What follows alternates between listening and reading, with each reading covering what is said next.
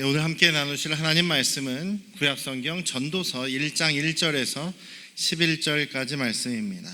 배영옥 권사님의 인도 아래 여러분들과 교독으로 읽고 11절은 같이 읽도록 하겠습니다. 마이크를 켜셔야 돼요, 권사님. 네.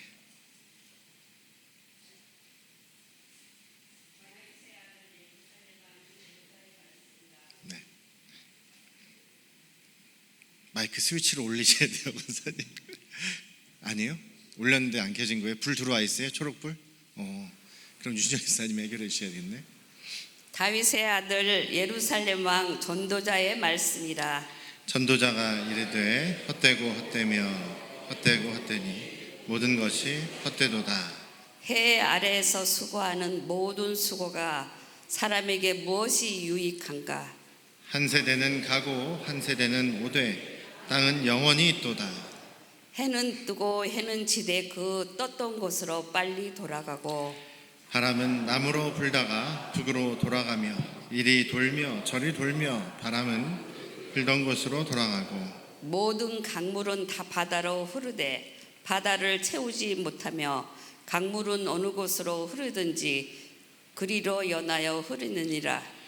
모든 만물이 피곤하다는 것을 사람이 말로 다 말할 수는 없나니 눈은 보아도 족함이 없고 귀는 들어도 가득 차지 아니하도다. 이미 있던 것이 후에 다시 있겠고 이미 한 일을 후에 다시 할지라. 해 아래에는 새 것이 없나니 무엇을 가리켜 이르기를 보라 이것이 새 것이라 할 것이 있으랴. 우리가 있기 오래전 세대들에게도 이미 있었느니라. 이전 세대들이 기억됨이 없으니 장래 세대도 그 후 세대들과 함께 기억됨이 없으리라. 아멘. 할렐루야. 네, 우리 아버지 하나님의 크신 그 은혜와 크신 사랑이 또 여러분과 여러분 가정에 충만하시기를 주님의 이름으로 축원합니다. 오늘부터 우리 전도서 말씀을 좀 나누려고 합니다. 근데 전도서 말씀을 여러분들이 읽어보시면 초반부터 이제 헛되다 뭐 이렇게 헛되다라는 말이 자꾸 나오니까 우리 신앙인의 입장에서 보면은 좀 왜 우리는 항상 소망이 있는데 왜 헛되다고 하냐. 뭔가 좀 다 젊을 때 즐길 거 다 즐겨보고 이제 자기가 살 그런 날이 얼마 안 남은 그런 정말 희망이 없는 정말 힘이 다 빠진 사람이 뭔가 내가 돌아보니까 나도 다 즐겨보고 다 해봤는데 뭐 헛것이더라 이렇게 이야기하는 것 같아서 물론 또 이 말씀이 정말 직접적으로 또 계기가 돼서 주님께로 나아오는 그런 사람들도 물론 많이 있습니다만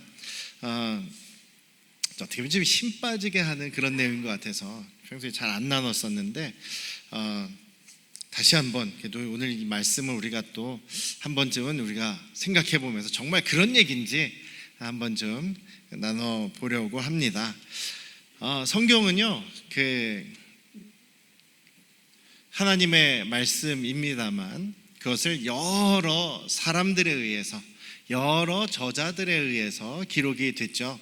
그래서 각각이 가지고 있는 그런 자신의 지식 수준이라든지 또 자신의 경험이라든지 또 자신의 스타일대로 하나님께 받은 그런 영감을 적어서 기록을 했습니다. 그래서 성경에서 구약 신약을 다 합쳐서 많은 부분에서는 이제 이야기 형식으로 기록이 되어 있어요. 그래서 여러분들이 성경을 읽으실 때 이야기를 읽으셔도 괜찮습니다. 이야기라고 생각하시고 읽어도 쉽게 읽어나갈 수가 있어요. 그리고 어떤 것들은 또 선지자의 글들, 선지서라고 되어 있는 글들은 계시문학 혹은 묵시문학이라 그래서 계시받은 그 말씀을 뭔가 예언하고 대언하는 그런 조금 다른 형식으로 쓰여져 있습니다. 그리고 또 구약에는 중간에 시가서라는 그런 종류의 책들이 있어요. 욥기, 시편, 잠언, 전도서, 아가서 이 책들이 바로 시가서, 시와 노래의 책이다라고 되어 있습니다. 욥기, 시편, 잠언, 전도서, 아가서. 시편은 우리 시편하고 아가서는 우리가 시라고 생각하면 시 노래인가 보다 이렇게 우리가 쉽게 생각할 수 있는데, 욥기서 보면 서로 막 논쟁하고 철학적인 얘기하고 막 그 친구들하고 욥하고 싸우는 것 같은데 이게 시라는 겁니다. 형식적으로 시 형식으로 되어 있대요. 여러분들 창세기 1장 말씀을 보시면 1장도 딱 떨어져서 시로 이렇게 한 편의 시로 하나님의 창조의 역사를 이렇게 시로 기록한 거예요. 그래서 창세기 1장이 시입니다. 어떤 성경은 정말 시처럼 창세기 1장을 그렇게 시 형식으로 이렇게 기록한 그런 성경도 있어요. 그렇게 번역한 성경도 있어요. 그래서 그 시가 참 많이 나옵니다. 곳곳에 많이 나오는데 욥기도 시고 또 시편은 당연히 시죠. 또 잠언도 시 형식이고 여기 전도서도 시 형식입니다. 사람의 감정과 사람의 그 마음을 표현한 어떤 좀 규칙에 의해서 기록된 시 형식이라는 겁니다. 아가선 당연히 그렇죠. 시편은 예배용 찬송시다. 그래서 예배 때 사용된 찬송 혹은 노래, 혹은 시 이런 것들이 이제 시편입니다. 또 잠언, 전도서, 욥기 요 세 권은 지혜문학이라고 이렇게 불립니다. 지혜의 이야기를 담았다라는 것이죠. 그리고 아가서는 사랑문학, 연애서 이렇게 불리기도 합니다. 사람의 그 연애하는 이야기, 사랑 이야기 같은데 거기에는 하나님이 우리 사람들을 얼마나 사랑하시는지가 이렇게 투영되어 있다라고 해서 사랑의 문학이라고 불리죠. 잠언이라는 말의 뜻은요, 그 잠자가 바늘 잠자랍니다. 저 한문을 뭐 이렇게 많이 사용하지 않고 그냥 한자어로 그냥 그런가 보다 했었는데, 잠언 그냥 뭐 좋은 말, 무슨 그 아주 삶에 그 도움이 되는 그런 격언 같은 말 이렇게만 생각을 했었는데, 한자로 보면 바늘 같은 말씀, 바늘같이 찌르는 그런 아주 탁 찌르는 말이 바로 잠언이라는 거예요. 전도서는 우리가 또 언뜻 딱 전도서, 그리고 여기도 전도자 이렇게 얘기를 하니까 뭔가 전도하는, 예수 천당 불신 지옥하는 그런 전도하는 책인가, 저도 어릴 때 그렇게 생각을 했었거든요. 근데 읽어보니까 전혀 그런 얘기가 아닙니다. 전도서는 진짜 도를 전하는 그런 책인데, 삶의 길을 우리가 어떻게 살아야 되느냐, 우리가 어떻게 살아야 되는가 하는 것을 기록한 책이 이제 전도서라는 거예요. 그런데 이것은 이제 그 헬라어 성경이나 아니면 영어 성경에는 이거를 전도서라고 쓰지 않고 집회서라고 이름을 붙입니다. 무슨 얘기냐면 사람이 모일 때 이것을 읽는 그런 책이다라는 거죠.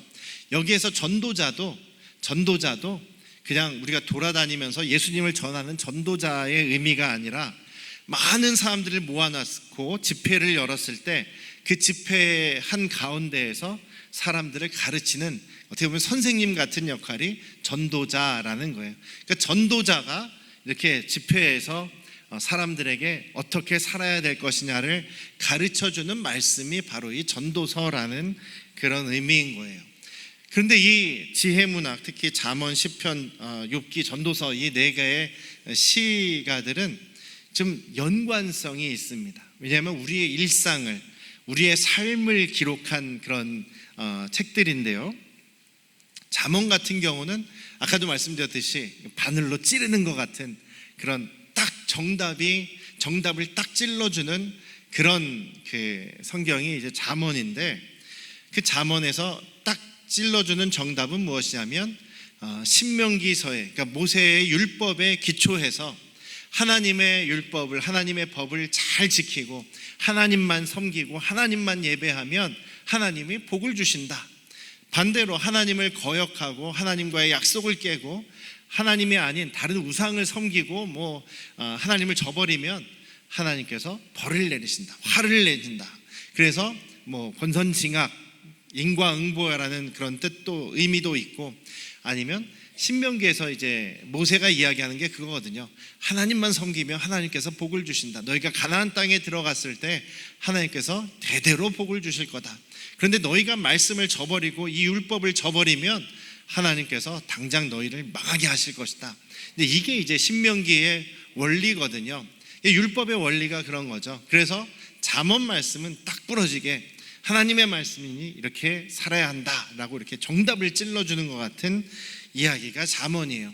그런데 우리가 일상을 살아갈 때 우리의 삶에서 항상 그 정답대로만 살 수가 없지 않습니까? 또 우리가 일상을 살아가다 보면 우리가 원하지 않는, 내가 예상하지 않은 그런 여러 가지 일들이 생기는 거 아니겠습니까? 그러면서 우리는 그런 기쁜 때도 있고 슬플 때도 있고 화날 때도 있고 아주 마음 아프고 막 당황스러울 때도 있는 거죠. 시편의 내용은 그래서 우리가 일상에서 경험하는 그런 일들을 그냥 그 마음을 표현하는 겁니다. 아주 솔직하게 있는 그대로 표현해요.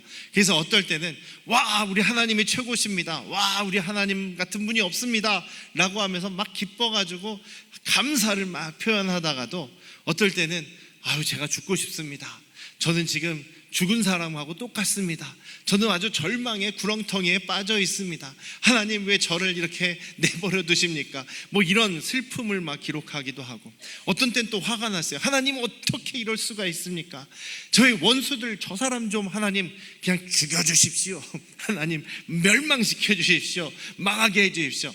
이렇게 솔직한 그 마음을 하나님한테 다 쏟아내지 않습니까? 그래서 우리가 살아가다 보면 복을 경험할 때도 있고 화를 경험할 때도 있는데 그때의 마음을 하나님께 솔직하게 이야기하는 거예요. 감사와 기쁨과 슬픔과 당혹스러움과 분노와 절망과 탄원과 이런 여러 가지 것들을 하나님께 있는 그대로 다 쏟아내는 게 시편입니다. 욥기는요, 내가 율법을, 하나님의 법을 잘 지킨 것 같은데 다른 사람하고 비교해봐도 나는 정말로 믿음으로 살려고 했는데 어떻게 저에게 이렇게 어려운 일이 생기고 고통이 생깁니까? 이거 뭔가 잘못된 거 아닙니까? 하나님 이거 뭔가 잘못됐습니다. 이게 하나님께 항의하는 내용이에요. 적극적으로 하나님께 항의하는 내용이 욥기입니다. 그러니까 그 이야기를 옆에서 듣던 친구들이 너 말도 안 돼, 네가 뭔가 잘못했으니까 하나님께서 벌을 내리신 거 아니야, 빨리 네가 잘못한 거 찾아봐, 잘 기억해가지고 하나님께 회개해야 돼, 그렇게 이야기하는 것이 이제 욥의 친구들이죠. 그러니까 그들은 이제 욥의 친구들은 인과응보의 그런 권선징악의 그 율법적인 생각이 몸에 밴 사람들이에요. 그걸 가지고 욥의 이 고난을 지적하고 있습니다. 그런데 그러면서 욥은 점점 자기를 돌아보게 되고 하나님과 만나는 경험을 통해서 그의 생각이 바뀌게 되는 그런 경험을 하는 것이 이제 욥기의 내용이죠. 전도서는 좀 다릅니다. 전도서도 분명히 하나님을 기본적으로 믿고 신뢰하고 있습니다. 그런데 욥처럼 막 따지는 것도 아니고 또 시편의 이야기처럼 막 자기의 감정을 막 그냥 쏟아내는 그런 것도 좀 아니에요. 그냥 차마 하나님이 잘못됐다, 하나님 어떻게 이럴 수 있습니까? 라고 따지진 못하겠고 그냥 자기 스스로 헛되구나, 아이고 참 이거 헛되구나, 이렇게 소극적으로 표현하는 그런 모습이 어떻게 보면 지금 전도서의 모습인 것 같습니다. 그래서 우리의 삶을 다루고 우리의 삶의 경험을 노래하는, 이야기하는 그런 각각의 성경들이 조금 다르게들 표현하고 있다라는 것이죠. 그래서 신앙생활할 때 이렇게 신앙생활하는 사람도 있고 하나님께 이렇게 이야기하는 사람도 있고, 아유 어떻게 감히 내가 하나님께 짜증내고 하나님께 불평할 수 있느냐라고 해서 나는 정답만 얘기하겠다, 이런 사람도 있을 수 있고. 근데 그런 모든 다른 종류의 신앙생활을 하고 하나님과 만나는 사람들을 하나님께서 다 사랑하시고 받아주신다는 거죠. 욥 같은 사람도 하나님께서 그 이야기를 성경에 넣어주셨고, 전도자 같은 이 상황의 사람도 하나님께서 그 얘기를 받아서 성경에 넣어주신 것 아니겠습니까? 그렇다고 한다면 우리가 어떤 그 주님 안에서, 믿음 안에서 어떤 모습으로 있든지 우리가 좀 더 하나님의 마음으로 너그럽게 바라볼 수가 있다라는 것이죠. 그래서 우리 그 침례교단은요, 신앙생활을 할 때 자기가 뜨겁게 불같이 신앙생활을 하든 아니면 차갑게 뭐 이렇게 조용하게 신앙생활을 하든 그런 것에 대해서 차별하지 않고 정죄하지 않습니다. 주님께서 예수 그리스도를 믿는 그 믿음 안에 있다면 어느 정도 조금 다르더라도 받아줄 수가 있는 거죠. 그래서 우리가 서로를 바라보실 때에 그 다름을 우리가 좀 더 열린 마음으로 받아주실 수 있기를, 또 그런 시각으로 서로를 바라봐 주시기를 주님의 이름으로 축원합니다. 옆에 계신 분들 한번 봐보세요. 나하고 똑같이 생긴 사람이 있습니까? 닮은 사람도 없지 않습니까? 그렇지 않아요? 가족들도 닮는다고 해도 점점 나이가 들어갈수록 많이 달라지더라고요. 그것은 자기가 살아온 그런 환경이나 삶의 방식에 따라서 달라지는 거 아니겠습니까? 이렇게 다 다른 그 모습을 하나님께서 다 받아주시는 그런 사랑의 하나님이심을 우리가 기억하시기를 주님의 이름으로 축원합니다. 전도자라고 되어 있는데 1장 1절에 보면 다윗의 아들 예루살렘 왕 전도자의 말씀이다. 다윗의 아들이고 예루살렘의 왕이다라고 기록하고 있죠. 또 자신은 다른 사람들보다 더 지혜가 있는 사람이다.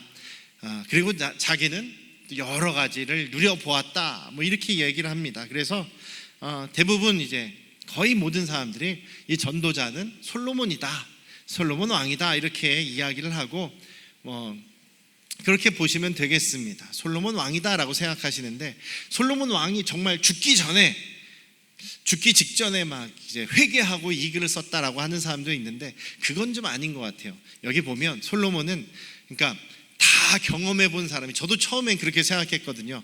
아이 솔로몬 왕이 자기는 정말 부귀영화도 누려보고 또 정말 그 지혜도 갖고 뭐 또 사람들한테 앞에서 뛰어난 사람이었고 할 거 다 해보고서는 그리고 나서 헛되다, 그러니까 너희는 헛되게 살지 말아라 이렇게 하면 기분 나쁘잖아요.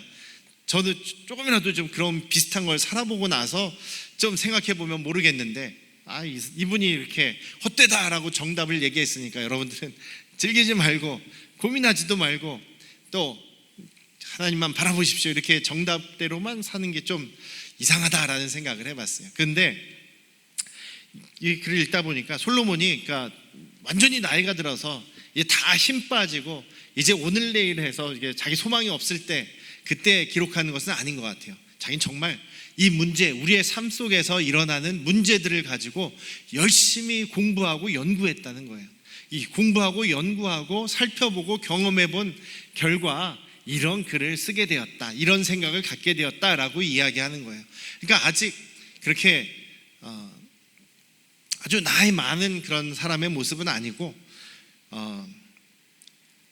어느 정도 지금도 활발하게 활동하고 있는 그런 시기에 이 말씀을 정리해서 우리에게 가르쳐 준다라고 생각하시면 더 좋을 것 같아요. 그래서 전도자는 하나님을 믿고 섬기는 사람입니다. 분명히 하나님을 믿는 사람이기 때문에 믿음에서 벗어나서 지금 이야기를 하는 게 아니다라는 것을 우리가 아셔야 돼요. 그래서 또 그냥 한 부분만 보면 이 사람 참 허무주의구나, 이 사람은 참 세상을 비관적으로 보는구나 라고 생각할 수가 있는데, 그것이 아니라 전체적인 관점에서 보면 이 사람은 그렇기 때문에 하나님이 필요하고 우리가 하나님을 바라봐야 한다라는 믿음을 강조하는 것이 바로 이 전도서라는 것을 좀 생각하시면서 보셔야 돼요. 그래서 세상의 여러 현상을 열심히 연구한 사람입니다. 공부 열심히 하신 분이고 또 우리의 삶이, 인간의 삶이 왜 이럴까 참 많이 찾아본 분이에요. 지혜와 경험이 많은 그런 다윗의 아들입니다. 그래서 우리가 솔로몬 왕이라고 생각을 하는 거예요. 이분이 하여간 처음 시작부터 우리의 힘을 좀 빠지게 합니다. 헛되고 헛되니 헛되고 헛되다.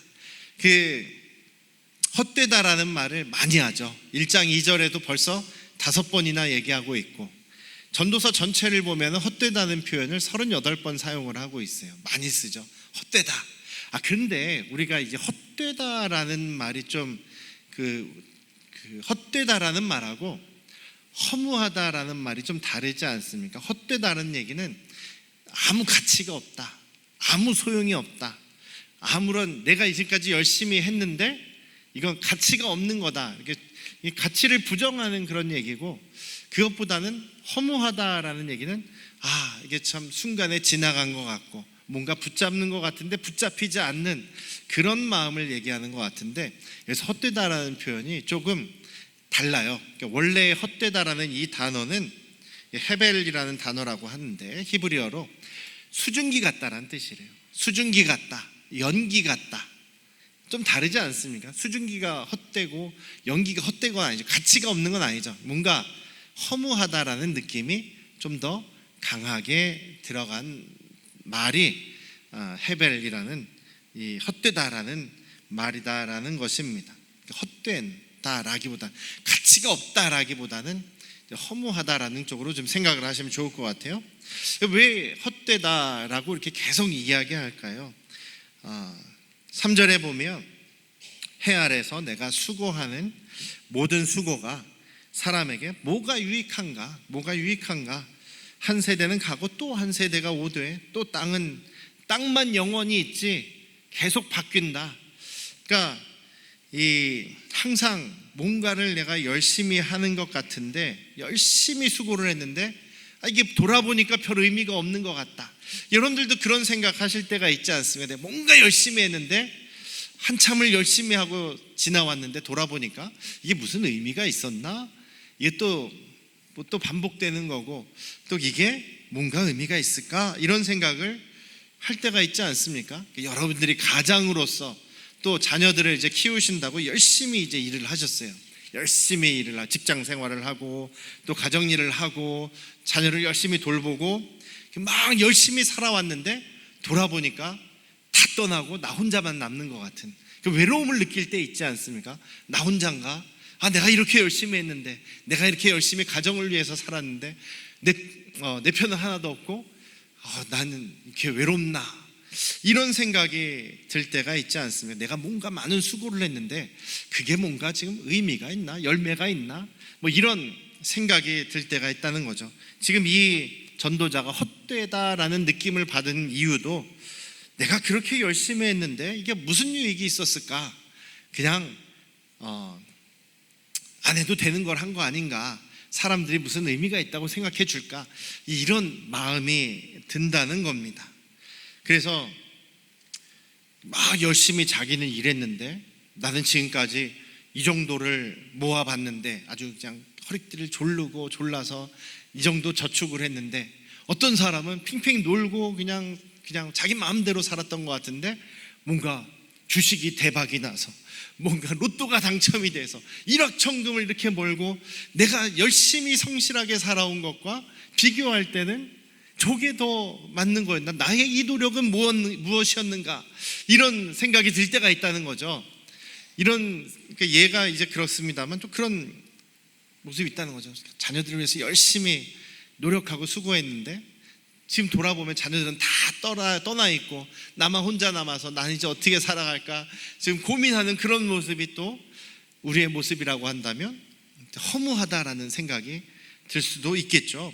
두 번째 상황은 뭔가 매일매일 반복되는 그런 생활인 거죠. 반복되는 생활 속에서 뭔가 진전이 보인다든지 발전이 보이지 않고 그냥 계속 반복되는 그런 삶을 사는 것 같다.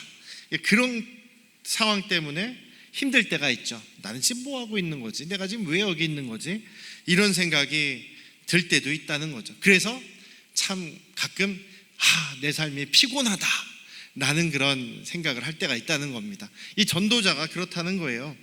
참 뭘 하든지 그냥 세상 돌아가는 거 보면 항상 반복되는 것 같다. 바람은 남으로 불다가 북으로 돌다가 여기저기 돌다가 그냥 다시 원래대로 돌아가는 것 같고, 강물은 다 바다로 흐르는데 바다를 가득 채우는 것도 아니고 뭐 항상 그냥 강물은 그냥 이리저리 그냥 흐르기만 하는 것 같고, 모든 만물이 다 피곤한 것 같다. 8절까지 지금 그 얘기를 하는 거죠. 무슨 근데 자연이 하나님께서 만드신 자연 만물이 피곤하다는 생각을 하겠습니까? 그런데 자기 느낌이 그렇다는 거예요. 자기가 지금 피곤하다는 얘기입니다. 매일 반복되는 삶이 지친다, 피곤하다, 이런 생각을 우리가 가질 때가 있죠. 지금 전도자는 그런 생각이 너무 반복되기만 하니까 피곤하다, 뭔가 변화가 없다, 이런 생각을 한다는 겁니다. 세 번째는 내가 아무리 노력해도 변하지 않는다. 내가 아무리 이렇게 열심히 하고 있는데 알아주는 사람이 하나도 없다. 그리고 누가 날 기억이나 해주겠느냐? 이제 이런 이야기를 해요. 어떤 그 가수가 이제 그 뉴스 프로에서 이제 인터뷰를 하는 그런 내용을 잠깐 봤는데 20주년이 됐어요. 가수들이 그 그룹인데 20주년 활동을 했습니다. 데뷔한 지 20주년이 됐어요. 팬들의 많은 사랑을 받았습니다. 여러 가지 질문을 하다가 아나운서가 마지막 질문을 해요. 자, 이제 20주년을 하셨는데 이제 앞으로 또 20주년에 팬들에게 어떤 가수로 기억이 남고 싶습니까? 이렇게 물어본 거예요. 자, 앞으로 또 20년 후에 여러분은 어떤 그런 가수로 기억이 남기를 바라십니까? 그랬더니 그 이제 리더가 그렇게 얘기를 해요. 기억이나 됐으면 좋겠습니다.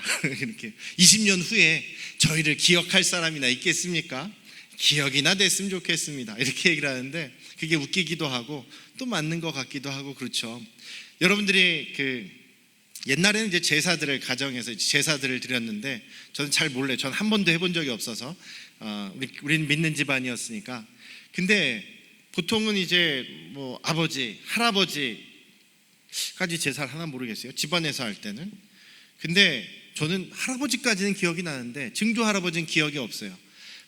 저 태어나기 전에 돌아가셨으니까 모르고, 그 위는 더 모르고, 이야기를 들어봤자 모르고, 그리고 그 위는 조상들은요 더 모르죠. 아예 모르죠. 관심도 없습니다. 무슨 일을 했었나? 뭐 했다 그러면은 뭐 그냥 했나 보다 이렇게 되죠.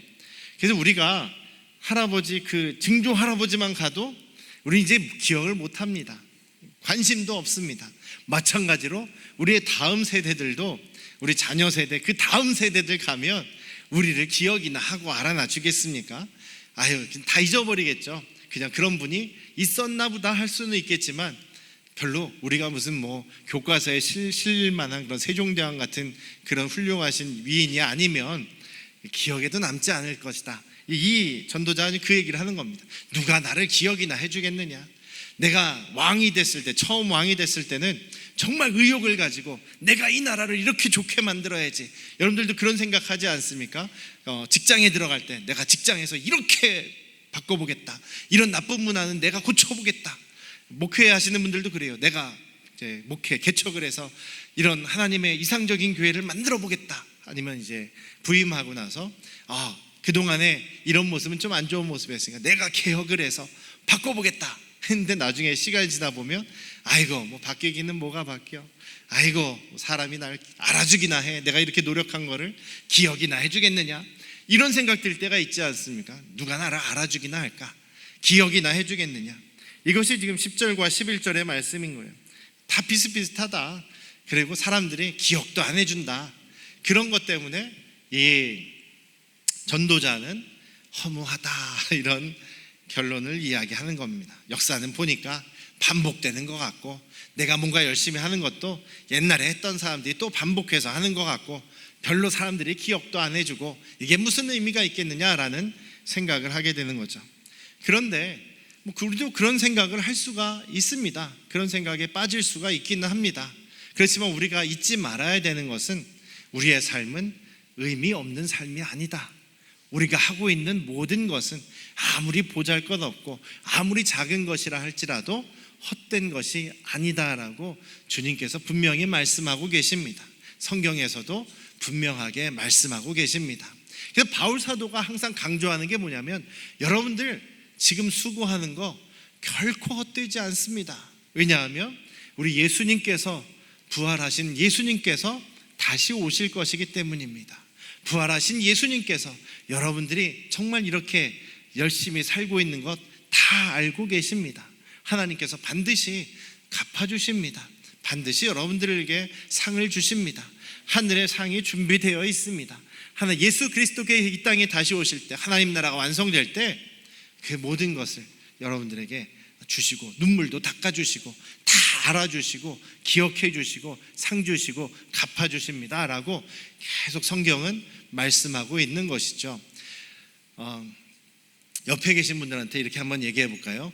결코 헛되지 않습니다. 결코 헛되지 않습니다. 왜 그렇습니까? 우리 주님이 계시기 때문이죠. 주님이 계시기에 헛되지 않는다. 이 전도서의 결론도 그거예요. 그래서 우리가 산상수훈 할 때 산상수훈의 가장 그 기준이 되는 말씀이 팔복의 말씀이고, 팔복의 말씀 후에 이제 여러 가지 얘기들을 하시는데 하나님의 백성들이 어떻게 살아가야 되는 말씀을 하는데 잘 안 되잖아요. 그럼 어디로 돌아가요? 팔복으로 돌아가서 다시 우리가 심령이 가난해지고 애통하는 가운데 주님의 위로와 힘을 다시 받게 되고 다시 우리가 일상을 주님의 말씀대로 살아갈 수 있다, 이렇게 말씀드렸는데요. 전도서 같은 경우는 마지막 결론을 보셔야 되는 거예요. 그러니 하나님을 기억하고 하나님 안에 있어야 한다. 하나님이 없는, 하나님과 상관없는 우리의 일상의 모든 삶은 다 허무하고 헛것이다. 그냥 수증기처럼 연기처럼 날아가 버린다. 그런데 하나님 안에 있으면 주님 없는 삶이 헛된 거지, 주님 안에 있는 우리의 삶은 하나도 헛된 것이 없다라는 이야기입니다. 주님 안에서 우리의 모든 삶은 의미가 있습니다. 주님이 알아주시기 때문이죠. 그래서 막 헛되다라면 이게 뭔가 불교 용어 같고 뭔가 윤회하는 것 같고 뭔가 반복되는 것 같은 그런 방향 없는 그런 이야기가 아니라, 우리 기독교의 역사관은 창조에서부터 그림을 하나 보여주시면 창조에서부터 마지막 예수님 다시 오셔서 하나님 나라 완성될 때까지의 그런 쭉 직선적인 역사관을 가지고 있습니다만, 그 안에서 우리 인간의 삶은 좋았다 나빴다 좋았다 나빴다 좋았다 나빴다 이렇게 막 나선형으로 이렇게 빙빙 돌듯이 구불구불하게 우리의 인생 길이 걸어가고 있습니다. 그런데 그것을 하나님께서는 다 이렇게 품어주시고 계신다는 거죠. 그래서 우리가 우리의 인생길을 살아갈 때 하나님의 말씀 안에서 살아가야 되는 이유, 아무리 작은 것을 하더라도 우리가 결코 낙심하거나 헛되다라고 생각할 필요가 없는 것은 우리 주님께서 사랑해 주시고 주님께서 품어주시고 예수님 다시 오시는 그때에 우리를 완전하게 알아주시고 상 주시고 갚아주실 것이기 때문이다라는 것을 우리 잊지 않으시기를 주님의 이름으로 축원합니다. 그래서 지금 당장은 열매가 안 보이는 것 같고 뭐 의미가 없는 것 같고 해도 그렇게 낙심할 필요 없이 우리는 오늘도 주님의 말씀 안에서 하루하루를 믿음으로 살아갈 수 있어야 한다라는 것이죠. 옆에 계신 분들한테 한 번만 더 얘기할까요? 우리 손도 한번 꽉 붙잡고, 네, 포기하지 마십시다. 결코 헛되지 않습니다. 주님께서 갚아주십니다. 그런 마음으로 이번 한 주 또 우리 열심히 살아갈 수 있기를 주님의 이름으로 축원합니다. 기도하시겠습니다. 아버지 하나님, 우리가 우리의 인생을 살아가면서 정말 믿음을 지키고 또 신앙생활을 하며 희생을 하고 헌신하고 봉사하고 뭐 이런 것들이 때때로는 허무해 보이고 의미가 있을까, 누가 알아줄까라는 그런 생각 때문에 약해질 때가 있습니다만, 우리 주님 안에서 그 모든 일들은 헛된 것이 아니라 분명히 가치가 있는 것이고 하나님께서 다 알아주고 계시고 하나님께서 다 갚아주시고 상 주실 일들이라는 것을 우리가 늘 기억하며 살아가기를 원합니다. 이번 한 주간도 우리가 늘 주님의 말씀을 붙잡고 포기하지 않는 믿음의 삶을 살아가도록 도와주시옵소서. 예수님의 이름으로 기도드렸사옵나이다. 아멘.